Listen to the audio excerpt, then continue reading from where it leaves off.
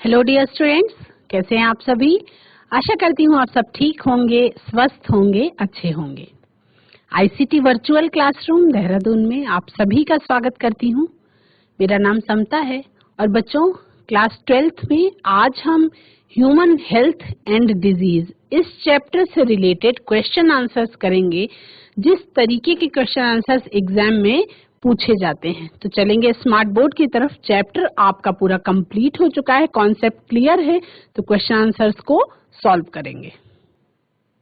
बच्चों, चैप्टर है human health and disease, यानी मानव स्वास्थ्य और रोग। उसमें आपको health, common diseases in human और इम्यूनिटी, इस कॉन्सेप्ट से रिलेटेड क्वेश्चंस हैं जो आपको स्क्रीन में दिखाई पड़ रहे हैं। ये 1 मार्क के क्वेश्चन में इस तरीके के क्वेश्चंस पूछे जा सकते हैं।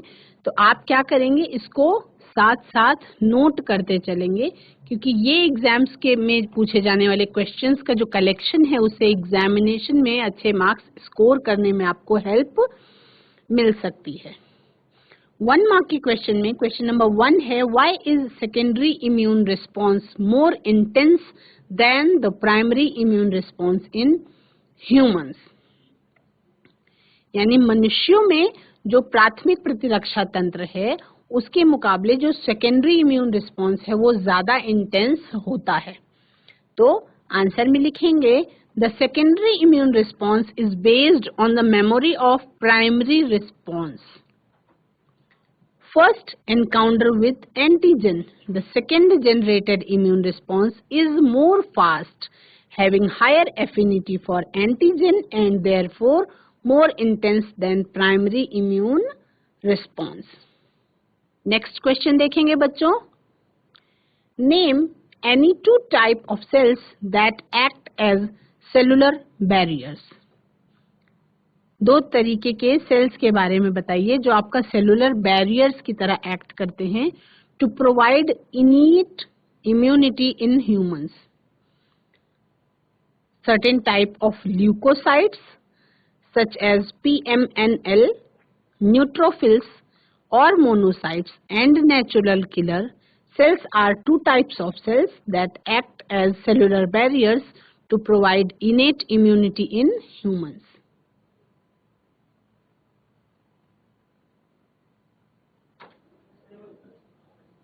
नेक्स्ट क्वेश्चन देखेंगे। आप लोग साथ साथ नोट करते चलेंगे बच्चों। Name the 2 intermediate hosts on which the human liver fluke depends to complete its life cycle so as to facilitate parasitation of its primary host. Answer में लिखेंगे, the human liver fluke requires 2 intermediate hosts, freshwater snail and fish, to complete their life cycle and facilitate parasitization of its primary host. Next question देखेंगे। How does hemozoin affect the human body when released in blood during malarial infection? Malarial infection के time पे जो hemozoin नाम का रसायन secrete हो जाता है मनुष्यों के शरीर में, उसके क्या इफेक्ट हैं, ये क्वेश्चन में पूछा जा रहा है। तो आंसर में लिखेंगे, the release of toxic hemozoin by the ruptured RBCs, the release of toxic hemozoin by the ruptured RBCs during malarial infection accounts for recurrence of high fever and chill every 3 to 4 days. यानी कि जो hemozoin रसायन है, जब RBCs के अंदर होता है, रप्चर होती हैं RBCs और हीमोजोइन जब ब्लड में पहुंच जाता है, तो उससे क्या होता है, हाई फीवर आता है और हर 3-4 दिन के अंतर पे क्या होता है, ठंड लग के तेज बुखार आता है। ये लक्षण जो है वो दिखाई पड़ता है मानव शरीर में हीमोजोइन के पहुंचने पर। क्वेश्चन है, what is an autoimmune disease? Give an example. Answer है, the abnormal response of an immune system in which it fails to recognize self and non-self and start destroying its own cells and molecules is called autoimmune disease. एक ऐसी स्थिति जब आपके शरीर का प्रतिरक्षा तंत्र यही ना समझ पाए कि वो अपनी स्वयं की कोशिकाओं को डैमेज कर रहा है, स्वयं की सेल्स को डैमेज कर रहा है, इस प्रकार की परिस्थिति आपका कहलाती है ऑटो इम्यून डिजीज, जिसमें खुद के इम्यून सिस्टम में ये पहचानने की क्षमता नहीं रह जाती कि आपका खुद का शरीर है और वो डैमेज हो रहा है। और क्या करती है, वो स्टार्ट कर देती है डिस्ट्रॉय करना, किसको? अपनी खुद की कोशिकाओं को। And molecules is called auto immune disease, जिसका सबसे बड़ा एग्जाम्पल है rheumatoid is an example of auto immune disease, जिसको आप नॉर्मली रिमेटाइडल आर्थराइटिस के नाम से जानते हैं, गठिया रोग के नाम से जानते हैं। ये एक इस प्रकार का रोग है कि इसमें जो इम्यूनिटी सिस्टम है वो स्वयं ही कह सकते हैं कि कंफ्यूज हो जाता है, डिस्टर्ब हो जाता है, और वो अपनी खुद की कार्टिलेजेस को डिस्ट्रॉय करने लगता है और हड्डियां उसमें जुड़ने सी लगती है, यानी कि हर जोड़ पे, हर जॉइंट पे पेन शुरू होगा, स्वेलिंग शुरू होगी, और उसके बाद फिर मांसपेशियां भी बहुत इसमें तकलीफ में आती हैं, और धीरे धीरे करके क्या होता है, बोन्स का जो मूवमेंट है उसमें बहुत ज्यादा कमी आ जाती है। नेक्स्ट क्वेश्चन देखेंगे, when does a human body elicit an anamnestic response?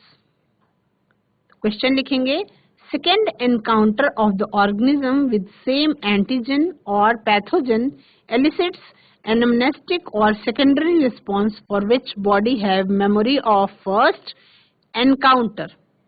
Question देखेंगे, state two different roles of spleen in the human body. यानी मानव शरीर में पाए जाने वाले प्लीहा के दो अलग अलग भूमिकाएं क्या हैं वो आपको बतानी है। The two roles of spleen answer में लिखेंगे, साथ साथ नोट करते चलेंगे बच्चों। The two roles of spleen in human body are, spleen acts as a filter to trap blood-borne microorganisms. spleen जो है वो एक फिल्टर की तरह काम करती है जो ब्लड बॉर्न माइक्रोऑर्गेनिज्म से बचाने के लिए। दूसरा, it is also a large reservoir of erythrocytes. Next question है, हाउ डू इंटरफेरॉन्स प्रोटेक्ट अस?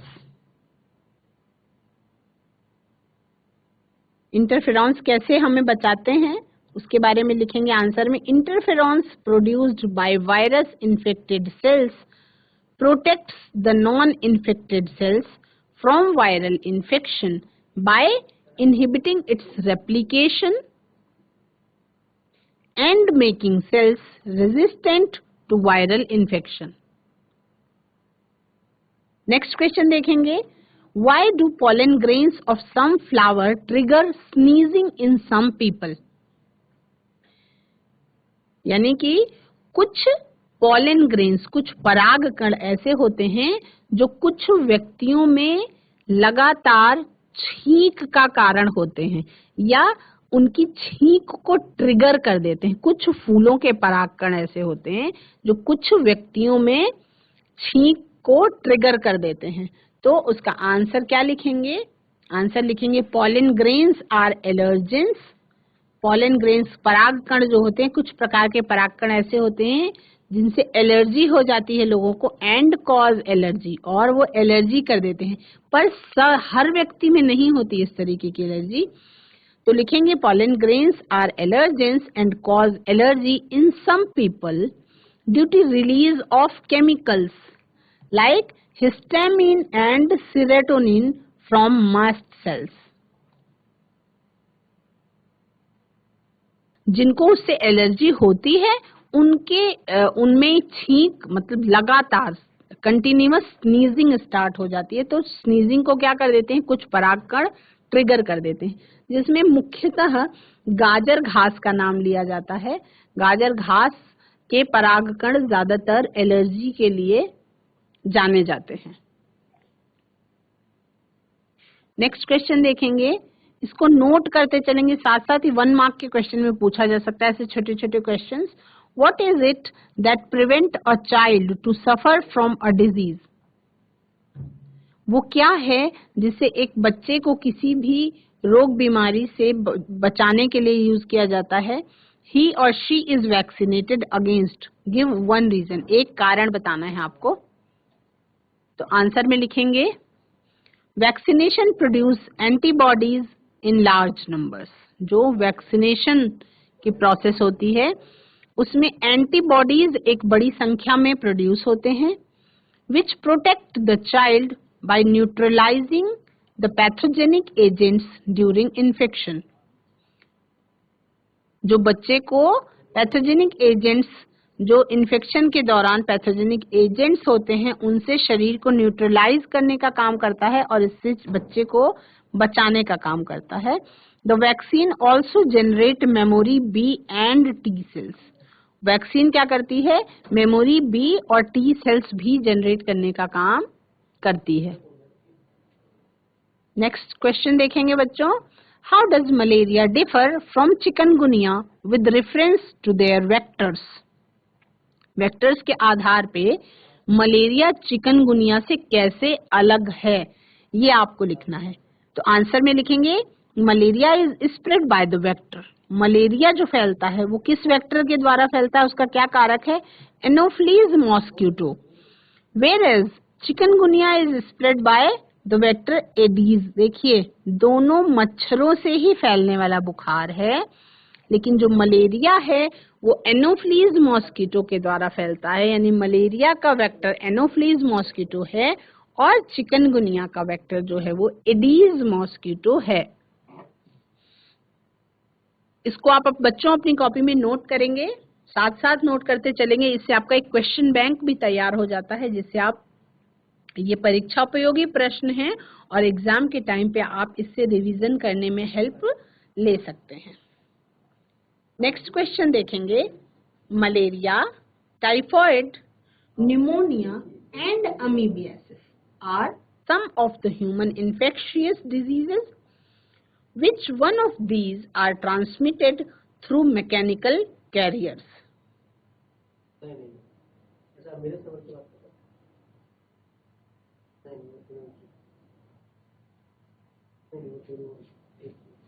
तो लिखेंगे मलेरिया, टाइफॉइड, न्यूमोनिया और अमीबियासिस, ये सारे के सारे ह्यूमन इन्फेक्शियस डिजीजेज हैं। इसमें से कौन सा है जो मैकेनिकल कैरियर्स के द्वारा फैलता है? तो लिखेंगे हम amoebiasis is transmitted through mechanical carrier. और वो क्या होती है मैकेनिकल कैरियर्स? हाउस फ्लाइज होती हैं। ठीक है, नेक्स्ट क्वेश्चन देखते हैं, how does colostrum provide initial protection against disease to newborn infants? Give one reason. Give one reason. एक कारण बताना है कि कोलेस्ट्रम जो माँ का दूध का माँ का जो पहला दूध होता है उसमें पाया जाता है कोलेस्ट्रम नाम का कंटेंट। तो ये इनिशियल प्रोटेक्शन देता है किसी भी न्यूबॉर्न इन्फेंट को किसी भी डिजीज से बचाने के लिए। तो क्या लिखेंगे, कोलेस्ट्रम में ऐसा क्या पाया जाता है, ये क्वेश्चन पूछने की कोशिश कर रहा है। तो आंसर लिखेंगे colostrum contains antibody IgA that provides protection against disease, thus protecting the newborn infants. ये बच्चों नोट करेंगे कॉपी में।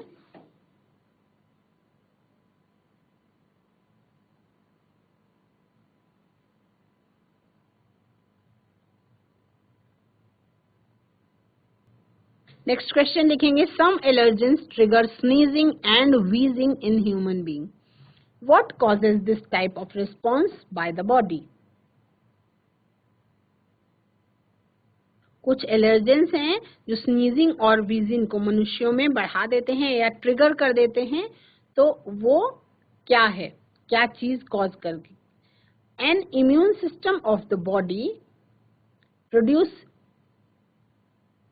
एग्जेजरेटेड रिस्पॉन्स, जिसको हम क्या कहते हैं, एलर्जी के नाम से जानते हैं। जिसको हम किस नाम से जानते हैं, एलर्जी के नाम से।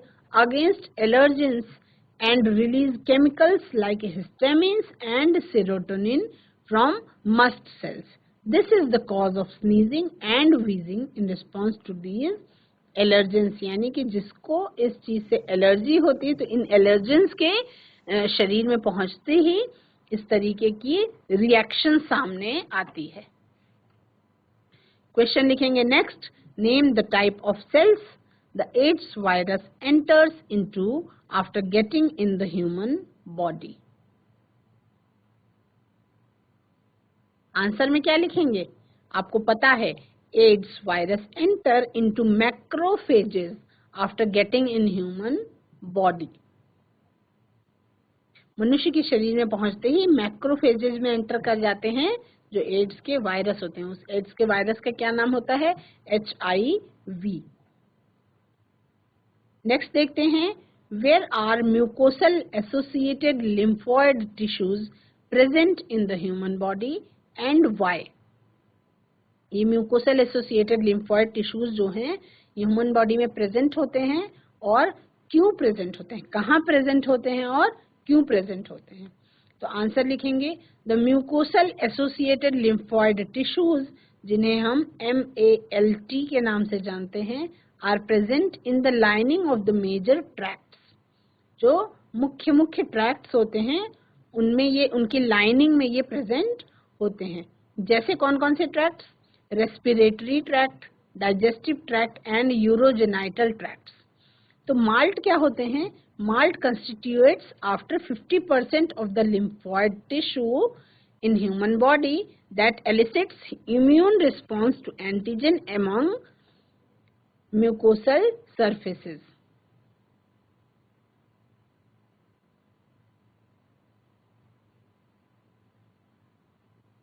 एक क्वेश्चन है, question number 17, a boy of 10 years had chicken pox, यानी कि एक 10 साल के बच्चे को यदि चेचक की बीमारी हो, he is not expected to have the same disease for the rest of the life. आपने कई बार कहते हुए सुना होगा कि एक बार चेचक हो गया अब दोबारा नहीं होगा, है ना? तो ये कैसे संभव है, आपको ये कारण बताना है ना? तो इसका, इस कॉन्सेप्ट का सीधा सा जो संबंध है वो एंटीबॉडीज से रिलेटेड है। तो आंसर में क्या लिखेंगे? The antibodies developed in his body would circulate in body fluids and neutralize the pathogenic agent during subsequent encounters. Second point में लिखेंगे, further memory, B cells and T cells are retained in the system. तो अब शरीर में उसकी memory बन गई, तो B cells and T cells are retained in the system which trigger a more intense and quick response against the same antigen, thus preventing the occurrence of same disease in his life. यानी कि एक बार होने के बाद दोबारा यदि होने की कोशिश करे वो डिजीज, तो आसानी से प्रिवेंट हो जाएगा। नेक्स्ट क्वेश्चन है, what types of viruses causes AIDS? Name its genetic material, यानी कि एड्स किस टाइप के वायरस से होता है और उसका जेनेटिक मटेरियल क्या होता है? तो एड्स जो होता है वो रेट्रोवायरस से होता है। Retrovirus causes AIDS, RNA AIDS, और उसका जेनेटिक मटेरियल क्या होता है? आनुवांशिक पदार्थ जो होता है वो होता है RNA। नेक्स्ट क्वेश्चन है, what causes swelling of lower limbs in patients suffering from filariasis? यानी कि ऐसे रोगियों को जिनको फाइलेरियासिस का रोग हो जाए, उनके लोअर लिम्स में निचले पांव की तरफ सूजन होती है, तो उसका क्या कारण होता है ना? तो ये आप लिखेंगे वुचरेरिया बैनक्रॉफ्टी एंड वुचरेरिया मलाई। ये 2 फाइलेरियल वर्म्स हैं, है ना। The filarial worms lives for many years in the lymphatic vessels of lower limb, है ना। ये वुचरेरिया बैनक्रॉफ्टी और वुचरेरिया मलाई ये दोनों डिजीज कॉजिंग हैं और ये फाइलेरियल वर्म्स हैं, है ना। ये बहुत सालों तक कहाँ पे रहते हैं? लिम्फेटिक सिस्टम में, लिम्फेटिक वेसल्स में रहते हैं, निचले पांव की तरफ। इसीलिए इससे क्या होता है, समय के साथ इन्फ्लेमेशन कॉज होता है और स्वेलिंग भी बहुत ज्यादा हो जाती है। नेक्स्ट क्वेश्चन देखेंगे, what role do macrophages play in providing immunity to humans? Answer लिखेंगे, macrophages destroy the microbes by phagocytosis and provide protection against diseases. Macrophages क्या होते हैं? माइक्रोब्स को डिस्ट्रॉय कर देते हैं फैगोसाइटोसिस की प्रक्रिया के द्वारा, और फिर क्या होता है, रोगों से बचाव देने का काम ये करते हैं। कौन? Macrophages. Question number 21 is, how do neutrophils act as a cellular barrier to pathogens in humans?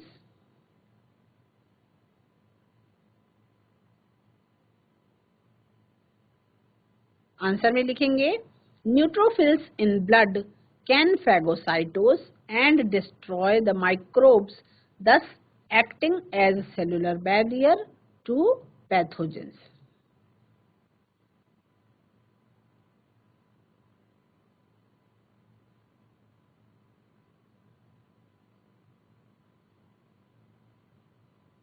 Next question लिखेंगे बच्चों, name the 2 types of cells in which the HIV multiplies after gaining entry into the human body. Answer लिखेंगे, HIV multiplies first in macrophages and then in helper T cells or lymphocytes.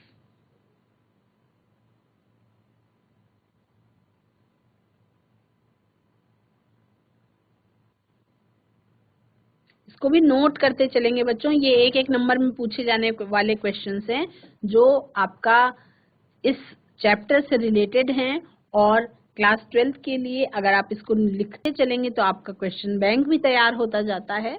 आपका human health and disease chapter से related ये questions हैं। Question number 23 है, in what way are monocytes a cellular barrier in immunity? In what way are monocytes a cellular barrier in immunity? Answer लिखेंगे, since monocytes can phagocytose and destroy the pathogens in blood, they act as cellular barrier. ये cellular barrier की तरह काम करते हैं। Question number 24 देखेंगे बच्चों, high fever, loss of appetite, stomach pain and constipation are some of the symptoms seen in a patient. यानी कि तेज बुखार, भूख का न लगना, पेट में दर्द और कब्ज, ये कुछ ऐसे सिम्टम्स हैं जो अगर किसी पेशेंट में देखे जाएं तो how would the doctor confirm that the patient is suffering from typhoid and not amoebiasis? केवल देख करके लक्षणों के आधार पर कैसे बता सकता है डॉक्टर कि उसको टाइफॉइड है या अमीबियासिस है? तो उसके लिए एक उसको सिंपल सा टेस्ट कराना होता है। Typhoid can be confirmed by Widal test, यानी विडाल टेस्ट कराने पर टाइफॉइड बुखार को कंफर्म किया जा सकता है। क्वेश्चन नंबर 25 है, give the specific name of the pathogen causing malignant malaria in humans. ये मैलिग्नेंट मलेरिया जो है बहुत कम पाया जाता है लेकिन बहुत घातक होता है, जिसका आंसर है, साइंटिफिक नेम आपको बताना है तो लिखेंगे Plasmodium falciparum causes. Plasmodium falciparum causes malignant malaria in humans. दो प्रकार के प्लाज्मोडियम के बारे में आपने बात करी थी जब हम चैप्टर पढ़े थे, तो प्लाज्मोडियम वाइवैक्स और दूसरा प्लाज्मोडियम फैल्सीपेरम। तो जो प्लाज्मोडियम फैल्सीपेरम है ये मैलिग्नेंट मलेरिया ह्यूमंस में कॉज करने के लिए उत्तरदायी होता है। नेक्स्ट क्वेश्चन देखेंगे, क्वेश्चन नंबर 26। क्वेश्चन नंबर 26 देखेंगे। It was diagnosed by a specialist that the immune system of the body of a patient has been suppressed. एक स्पेशलिस्ट के द्वारा ये बताया गया कि एक रोगी का शरीर जो है उसका इम्यूनिटी सिस्टम जो है वो सप्रेस किया गया है। Name the disease the patient is suffering from and it's causative agent, है ना। तो अब अगर उसका इम्यून सिस्टम सप्रेस हो गया है तो वो कौन सी डिजीज है, किससे वो जूझ रहा है और उसका कॉजेटिव एजेंट क्या है। आंसर में लिखेंगे patient is suffering from AIDS disease. Patient जो रोगी है वो एड्स नाम के डिजीज से सफर कर रहा है, where in the immune system gets suppressed making this person susceptible to infectious causes by pathogens. इसमें क्या होता है, जब कोई व्यक्ति एड्स नाम के रोग से ग्रसित होता है तो उसका इम्यूनिटी सिस्टम कमजोर होता जाता है, सप्रेस होता जाता है, और उसके कारण क्या होता है, रोगी जो है किसी भी छोटी से छोटी बीमारी के पैथोजन से भी लड़ने में सक्षम नहीं हो पाता, यानी कि फेल हो जाता है। The causative agent of the disease is HIV यानी ह्यूमन इम्यूनोडिफिशियंसी वायरस।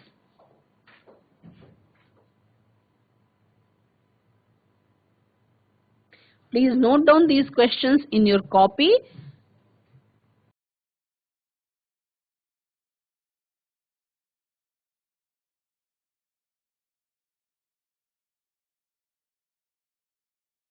बच्चों, आज की क्लास में ह्यूमन हेल्थ और डिजीज चैप्टर से रिलेटेड बहुत सारे क्वेश्चन आंसर्स आप लोगों ने किए।